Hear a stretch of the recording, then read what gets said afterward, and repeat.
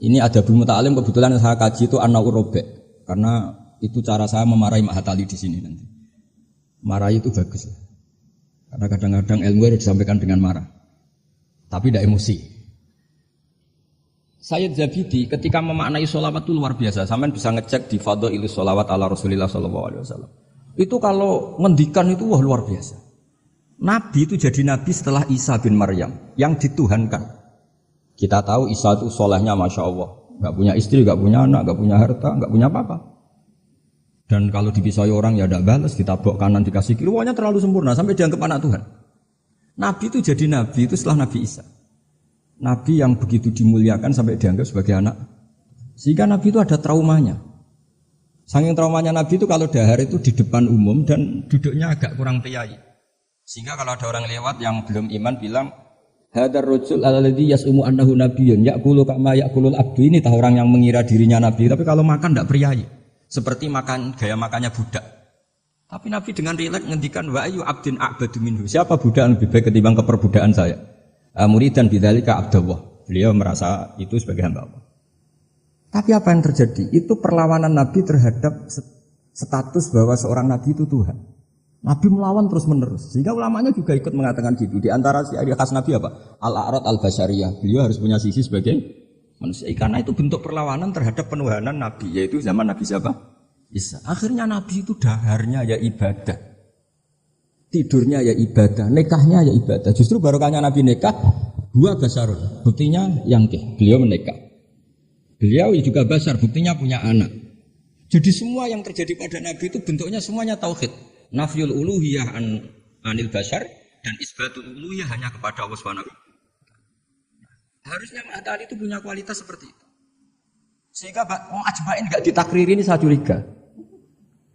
Iya ya kalimat sepenting itu enggak ada penjelasannya. Enggak ada tahqiqnya. Ini yang keliru semoga gurunya. Enggak perlu pengasuh, enggak berani ya. Nah, sehingga kata Sayyid Zabidi, hadhil ummah masunatun wa mar'ayatun dari kesalahan. Umat ini pasti terjaga, tidak mungkin salah kayak umatnya Nabi Isa. Bi barokati sholat ala Rasulillah sallallahu alaihi wasallam. Cara berpikir gimana? Begini, Allahumma itu Tuhan. Ya Allah saya minta, sholli berikan selawat terbaikmu ala Muhammad. Sehingga Allah tetap posisi pemberi, apapun hebatnya Nabi itu penerima. Sehingga jelas aturan mainnya, engkau pemberi, Rasulullah apapun hebatnya penerima. Dan ketika kita bilang Allahumma sholli afdhalas sholat, sholawat terbaik engkau kasihkan sama hamba terbaik engkau. Sehingga jelas ini Tuhan, ini hamba terbaik. Dengan sholawat maka umat ini tidak akan menuhankan kanjeng Nabi Muhammad SAW. Apapun sempurnanya Nabi. Nah ini sekarang banyak orang sholawat tuh pakai target. 1000 khasiatnya gini, 100 begini. Oh itu juga kriminal menurut saya. Dalam konteks ilmu ya. Jadi dalam konteks mujarrobat atau primbon itu bagus. Jadi kalau dalam konteks ilmu itu tersangka. Ini kata saya Zabidi, bukan kata saya yang ngarang kitab Ithaf. Dan kita tahu Mbah Hashim ngaji sama Mbah Mahfud. Mbah Mahfud punya abah juga gurunya Mbah Abdullah, Mbah Abdul Manan. Ya, Mbah Abdul Manan ini orang yang lazama Sayyid Zabidi Sahibul Ithaf. Itu luar biasa. Saya mohon ilmunya Mahatali seperti itu. Sehingga kata Sayyid Zabidi, wa Muhammadun wa in jalla qadru yahtaju ila sholatihi ta'ala. Apapun hebatnya Nabi, jalla qadru tetap butuh pada Allah. Dan itu jadi bagus karena Allah pemberi, Nabi penerima. Artinya hadil ummah tidak akan terjadi penuhanan terhadap Nabi Muhammad sallallahu alaihi wasallam bi barokatis sholawat. Dengan pemahaman seperti ini. Sehingga Sayyid Muhammad kalau muji Nabi, semua ulama kalau muji Nabi pasti tidak meninggalkan kata yang ada di Burdah, da'mat da'at hunnasara fi nabihi. Meski muji Nabi sak karep-karepmu, tapi dak ninggalo sira mak ing perkara idda'at hunnasara fi nabihi. Hindari pengkultusan yang berlebihan kayak yang dilakukan orang Nas. Tapi setelah itu, da'mat da'atun nasara fi nabi wahkum bima syi'ta madhan fihi wahtakimi. Setelah kamu enggak terjebak paham Nasrani, silakan muji Nabi setinggi-tingginya. Fansub ila adatihi masyi'ta min sarafin wansub ila qadrihi masyi'ta min idhami fa inna fadla rasulillahi laisa lahu haddun fayuriba anhu natikun bifami dan seterusnya.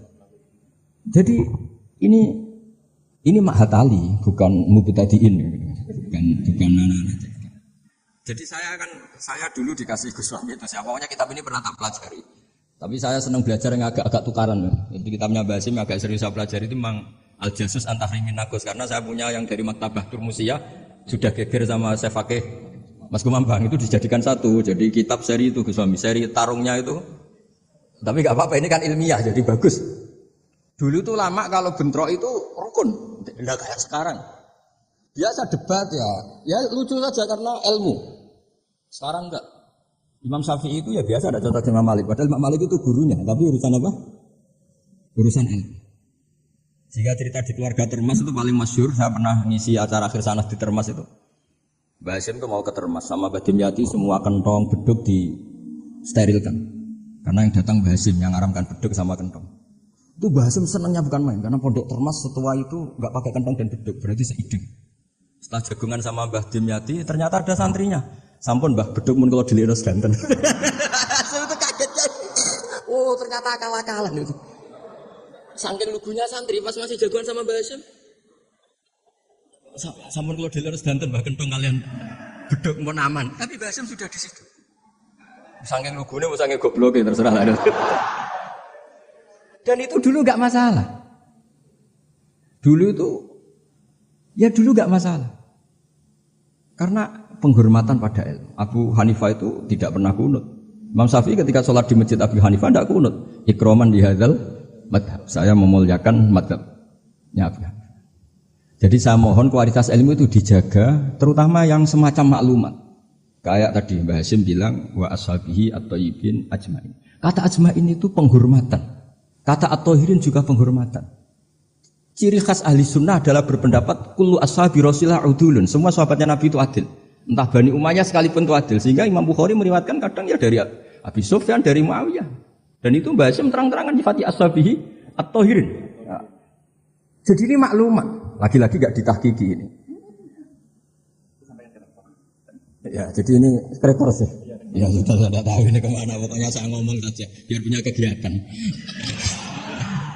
Loh, karena ini majelis ilmu sehingga saya agak kasar lah karena ini majelis ilmu. Jadi orang itu harus, makanya Dibak berjanji itu punya kualitas luar biasa itu juga karena maklumatnya. Misalnya ada orang yang memahami mbah-mbahnya Nabi itu begini. Dijawab oleh Dibak berjanji oleh Simtudurar bahwa mbah-mbahnya Nabi luar biasa. Wa kaifala wa sayyidul akramu sallallahu alaihi wasallam wasitatuhul muntaqah. Nabi itu orang suci, enggak mungkin berpindah-pindah ke rahim yang najis. Nanti Nabi ikut mutanajis.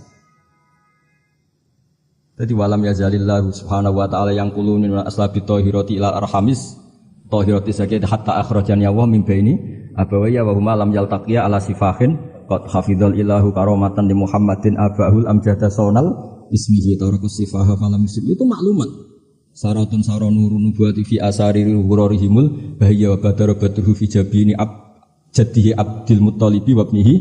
Semua itu maklumat. Nah, sebuah karangan kayak Mbah Hasyim itu harus semuanya maklumat. Jadi ketika beliau bahasa menghentikan adabul alim, orang alim itu banyak, tapi harus punya adab.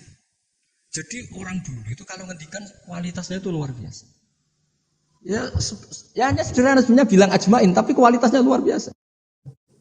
Atau bilang Allahumma sholli ala Muhammad, kualitasnya luar biasa. Allahumma itu pemberi, Muhammad penerima, sehingga enggak akan terjadi menuhankan Muhammad. Terus sama ulama diteruskan dengan menambahi sifat al-a'rad al-basari.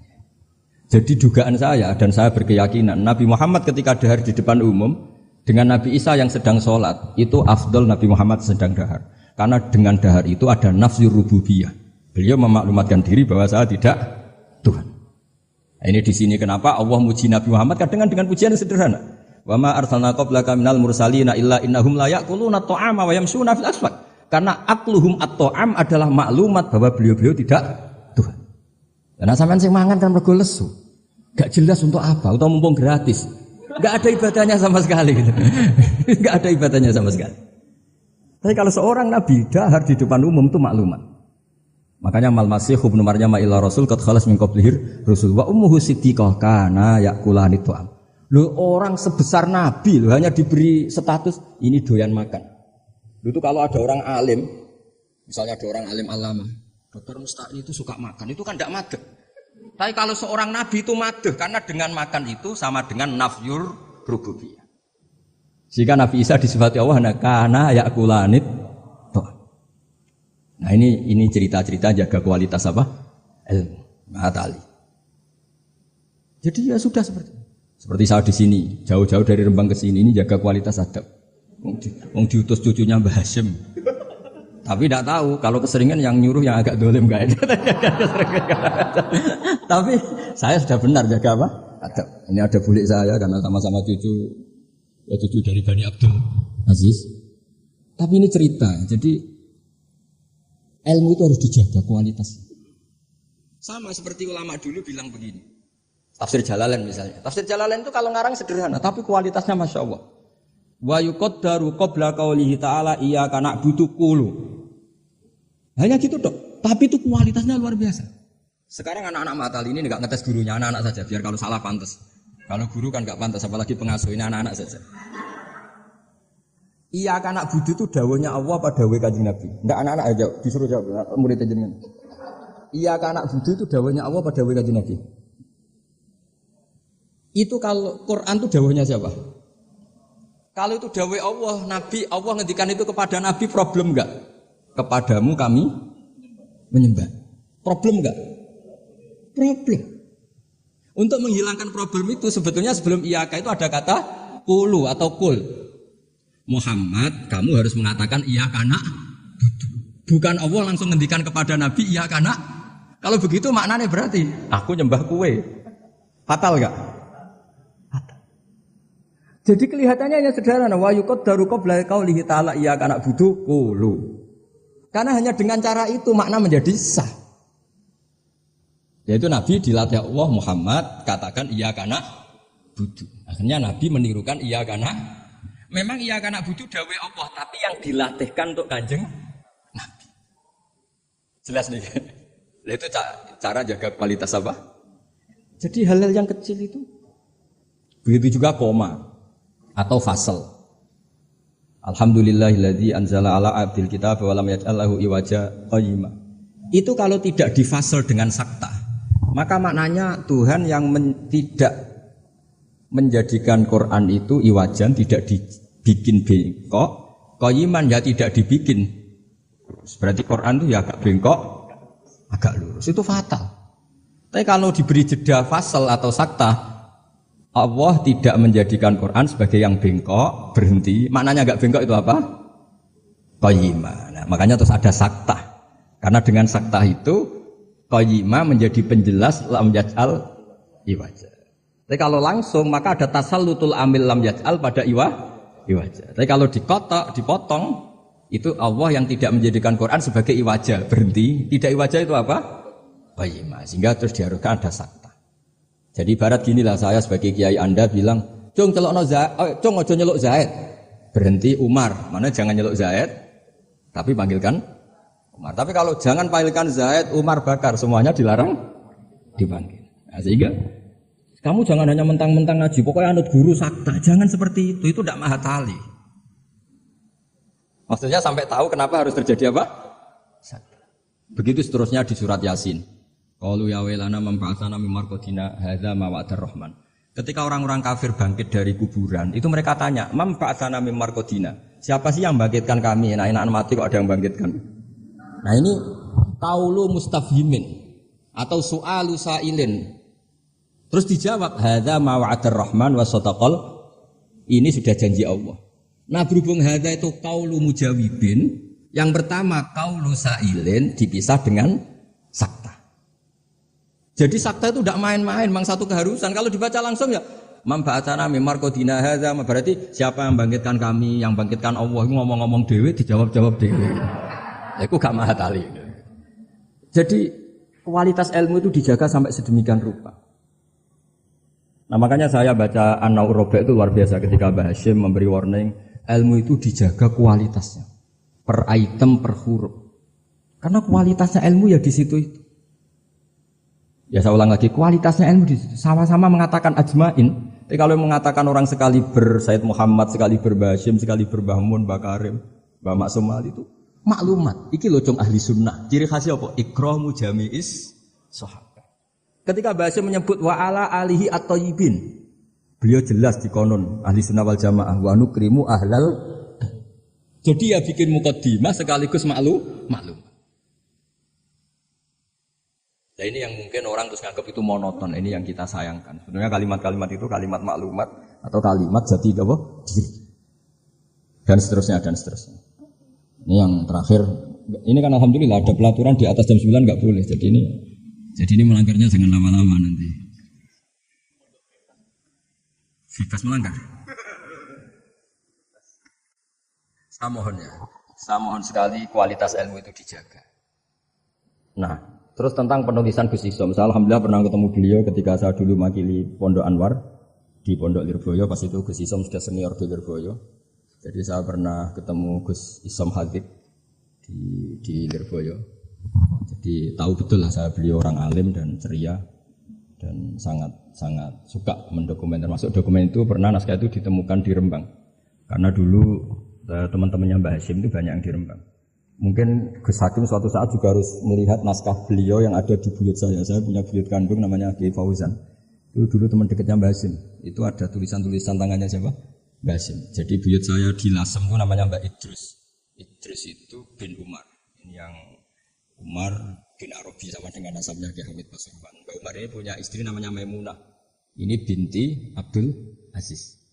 Karena Mbak Maimunah itu saudaranya Mbak Dowi. Nah, buyut saya kandung itu Mbah Maimunah itu punya anak namanya Idrus, itu punya istri namanya Sofia. Nah, Sofia ini yang orang Kudus. Sofia punya adik Badi'ah yang melahirkan Mbah Sahal itu. Nah, ini beliau-beliau terus punya adik, di antaranya Ifadillah, yang di antara cucunya ada Pak Said Agil. Tapi singkat cerita, di situ itu Gus Hakim itu ada tulisan tangannya Mbah Hasyim ketika memberi ijazah baca Sahih Muslim, Sahih Bukhari itu. Tulisannya Mbah Hasyim. Sehingga kalau mungkin tim bisa ke sana itu di sarah Muslim. Sarahnya Muslim Imam Nawawi itu ada tulisan tangannya Mbah Hasyim. Itu tanda tangannya begini, kata bahu bibananihi muhauqilan wa musabbihan. Mem gini Hasyim Asy'ari. Jadi beliau kalau nanda tangan itu diberi tambah, saya menulis ini bersamaan dengan membaca tahlil dan tasbih. Muhauqilan wa musabbihan. Saking religiusnya Mbah Hasyim. Jadi beliau kalau di kitab saya itu milik buyut-buyut itu. Sehingga saya alhamdulillah sekarang sambung sama Gus Hakim, sambung sama Gus-Gus di sini. Saya senang sekali.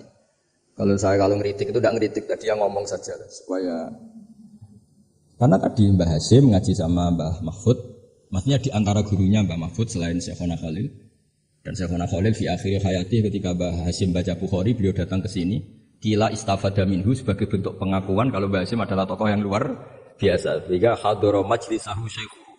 Ketika beliau ngajar Bukhari itu Syekhona Khalil pernah datang ke sini ke Tufir.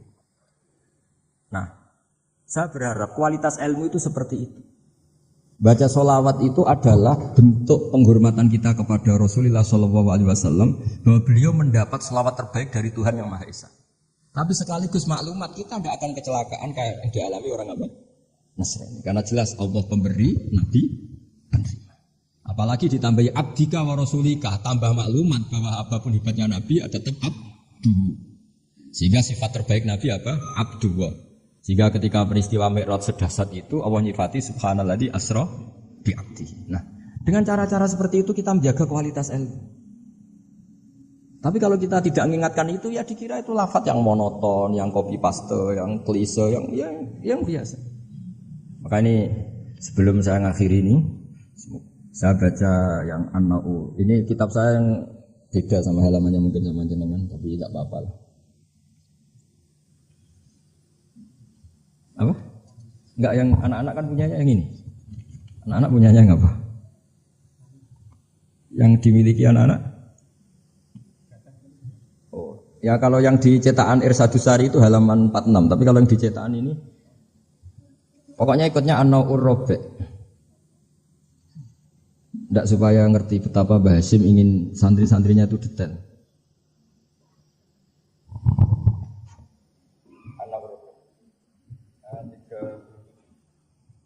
Tapi yang saya baca yang 37 mulai warrobi aji sofi kama yang roh. Ya anak-anak kalau yang punyanya pakai yang kecil itu halaman 37 anak urobek dan di warrobek. Ya anak urobek dan di yang warrobek. Ayu sofi kama yang rohu qabla khifdihi tasyihan jayidan. Imma ala syekhi aw ala ghairihi mimman yutkinuhu wa yahfazuhu. Ba'da dzalik hifdzan muhkaman. Summa yukarriruhu ba'da hifdzihi tikrara muwadhifin. Terus sak terusé waqat taqaddama annal ilma la yu'khadhu minal kutub fa innahu min adharril mafasid. Jadi kalau orang hanya ngaji enggak pernah ditasihkan guru, kata Mbah Hasyim itu min adharril mafasid. Karena itu masyhur di kalangan kiai itu. Makanya di kalangan kiai itu masyhur gara-gara titik wong mati. Ada santri enggak pernah mengkonfirmasi baca Hayatun Sauda Dawaun min kulli da. Kitabnya dia itu titiknya 2. Jadi ular yang hitam itu obat dari segala penyakit. Nyalilah ular hitam dan itu kobra. Taqabbala wa minna minkum, maksudnya mati. Nah, padahal sebetulnya itu teksnya Habbatun Sauda. Tapi kitabnya dia kelebihan titik dibaca Hayatun Sauda. Harusnya kan Habbatun Sauda. Makanya sama dengan Sa'duna fid dunya yang lagu kesangannya Mbah Mun itu. Isfa'u lil mukhtar sebetulnya itu. Karena isfa'u nyafaati sira kabeh lil mukhtar mari wong sing bingung bila nuqtah. Nah, tapi nanti kalau setelah muji Sayyidah Fatimah wa abihal mukhtar bil kha, karena maksudnya Kanjeng Nabi. Nah, hal gitu itu harus ditasih, jangan dengernya yang paling populer mukhtar terus semuanya. Masa berarti isfa'u nyafaati sira kabeh lil mukhtar mari Kanjeng Nabi sing dipilih. Sing butuh syafaat iku kowe ra Kanjeng Nabi, bocah kok sembrono. Nah, hal gitu itu ini pesannya Mbah Hasyim. Murid itu harus menasih bacaannya. Ayu sahihah ma yaqra'uhu qabla hifdhi tashihan jayidan imma ala syekh au ala ghairihi mimman yutqinuhu. Makanya saya alhamdulillah termasuk Gus modern yang sampai sekarang terima sorokan. Mulai diantaranya cucunya orang alim-alim tok. Ya enak mumpung nompo sorokan iso ngamuk lah. So. Karena saya dulu ya barokahnya pernah sorokan sama kiai-kiai saya di Sarang. Utamanya sama Mbah Mun dulu. Mbah Mun kalau ngecek muridnya gini. Apa? Pak Rozikin siapa? Roziki apa Rozikin? Kalau Rozikin ya salah, satu orang kok jamak. Tapi ya gak apa-apa, jeneng gak pakai. Gak pakai bener. Gak jelas sih. Nah ini kan ngaji ilmu, jadi ya yang salah disalahkan. Tapi bukan berarti salah betul ya, enggak. Ya ada salahnya. Dulu itu Mbah Mun kalau ngetes muridnya itu sebelum seminggu disuruh bikin teks khutbah. Lama-lama sebelum 1 hari, lama-lama sebelum 1 jam. Kalau 1 jam kok putrane sudah bisa bikin, berarti pinternya bahasa Arab sudah malakah. Saya dulu belajar Sahih Muslim itu yang baca saya di depan Gus Subak putrane Mbah Mun. Saya sering disuruh baca kitab di depan Mbah Mun. Sehingga saya baca kitab itu pede, bukan karena sombong. Saya baca depan Mbah Mun saja berani, kok di depan Mahatali itu Ireng enggak berani ini kan. Wong tak bodoni ya boroh-boroh kan gitu. Kan. Jadi ini pesannya Mbah Hasyim loh, bukan pesannya Bahal. Ini pesannya Mbah Hasyim. Tak baca ya awas kalau enggak dilakukan. Ini katanya Mbah Hasyim. Warabi ayu sahihah ma yaqra'uhu qabla hifdhihi tashihan jayidan. Imma ala syekh aw ala ghairihi mimman yutqinuhu wa yahfazuhu ba'da dzalika hifdzan muhkaman. Summa yukarriruhu ba'da hifdhihi. Takrara muadzifin atau tikrara muadzifin sama itu masdarnya. Wala yahfadzu syai'an qabla tashihihi li annahu yuqi'u fit tahrif. Wa qad taqaddama annal ilma la yu'khadhu minal kutub fa innahu min adharril mafasid kata beliau. Jadi enggak boleh anak-anak baca mandiri itu. Kalau baca mandiri ya seperti cerita-cerita itu. Lam tarjiman ditanyakan gurunya. Gus maknane lam tarjiman apa? Bareng tak delok jebule bab khat lam tarodaman. Diabrak dadi sitok macane apa? Lam tarjiman. Dadi lam taro ora ningali sapa mar'ah daman ing getih. Oleh takok Gus lam tarjiman maknane apa? Bingung kene kan. Piye? Seperti guyonan itu ya Gus apa? Gus Sumaryoto itu. Imriti dibaca apa? Umar Yoto bingung kan? Itu guyonannya kakak saya ini sama itu. Gus Dur itu kalau ada Gus nggak bisa baca kitab tuh Gus Dur manggilnya kan Gus Dur. Kalau ada tamu-tamu Gus yang nggak bisa ngaji Gus Umar Yoto udah teko. Maksudnya itu masyhur itu guyonan beliau itu kalau karena ada orang nggak bisa baca Imriti dibaca apa? Umar Yoto. Jadi saya punya kitab Qiraah Sab'ah. Itu di situ cerita kenaifan orang baca. Dan itu fatal. Termasuk dengan sewu korik-korik yang top itu dulu sampai alim gitu gara-gara baca itu salah. Sama gurunya dibenahin, terus dia sumpah-sumpah tidak datang ke gurunya sebelum alim alamah mengalahkan gurunya. Ini bagus. Jadi orang tuh nggak boleh meyakini bacaannya sendiri sebelum ditasihkan ke guru. Itu kata beliau adharril mafasid. Karena tadi takutnya apa? Habbatun sauda dawaun min kulli da. Dibaca hayatun sauda dawaun min kulli da. Dan itu banyak cerita-cerita gitu tuh banyak. Makanya kalau guyonan kiai Jawa itu wal jarodi lan lawang. Muridnya protes, "Mbah kalau gak ada makna walang." Lah ya walang sing nemplek lawang. Wis kadung isin. Terus kadung isin. Watini lan alu. Ini yang cerita Mbah Mun bukan saya. Mbah, guru kula kok maknane elo, Mbah. Lah iya wit elo kena gua alu. Asline wis isin. Wal ardi lan bom. Gurune bingung wal ardi kok bom. Bareng didelok jebule bumi. Ribet kan? Jadi harus ditasehkan. Yang saya pernah ngalami sendiri bukan jari itu, saya dulu ketika di madrasahnya Mbah Mun itu sekolah. Itu bab nyarai baca sarahnya Arba'in. Faman mengkoti sapani wong saraka nyolong sapa man albedo ta anduk. Pak gurune paling bingung.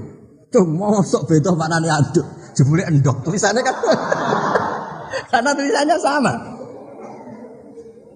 Nah, ini bagus ini kata Mbah Hasyim ini min adril mafasid.